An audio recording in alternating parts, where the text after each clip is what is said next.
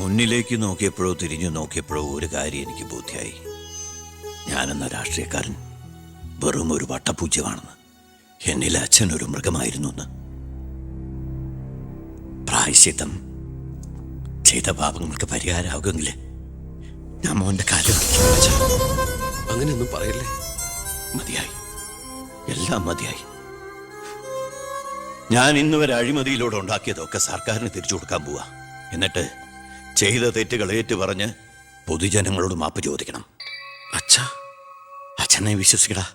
ഇനി നിന്റെ അച്ഛൻ വിശ്വാസവഞ്ചനം കാട്ടില്ല. മതി, എനിക്കിത് മതി. ഞാൻ ആഗ്രഹിച്ച പോലെ ഒരു അച്ഛനെ ഈശ്വരൻ എനിക്ക് തിരിച്ചു തന്നല്ലോ.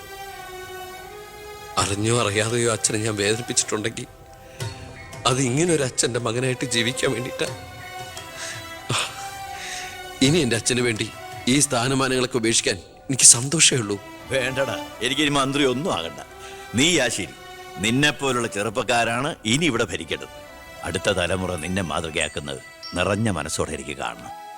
എന്നിട്ട് ഇങ്ങനെ ഒരു മന്ത്രിയുടെ അച്ഛനായിട്ട് ഇനിയുള്ള കാലം അഭിമാനത്തോടെ എനിക്ക് ജീവിക്കണം. മോളെ, വന്നു കയറിയ മഹാലക്ഷ്മിയെ ആട്ടിപ്പായിച്ചവനാ ഞാൻ. എല്ലാ സൗഭാഗ്യങ്ങളും നിങ്ങൾക്ക് ഈശ്വരൻ തരും. നന്നായി വരും. ഉണ്ണി, ഇപ്പൊ എനിക്ക് മനസ്സിന് എന്തൊരു സ്വസ്ഥതയാണെന്നറിയൂടാ. ഇനി എനിക്കെല്ലാം മറന്ന് സമാധാനമായിട്ട് ഉറങ്ങണം. വരട്ടേടാ. നീ ഡൽഹി യാത്ര കഴിഞ്ഞ് തിരിച്ചു വന്നാൽ ഉടൻ 2 പേരും തറവാട്ടിലേക്ക് താമസം മാറണം. മറ്റേ മോളെ,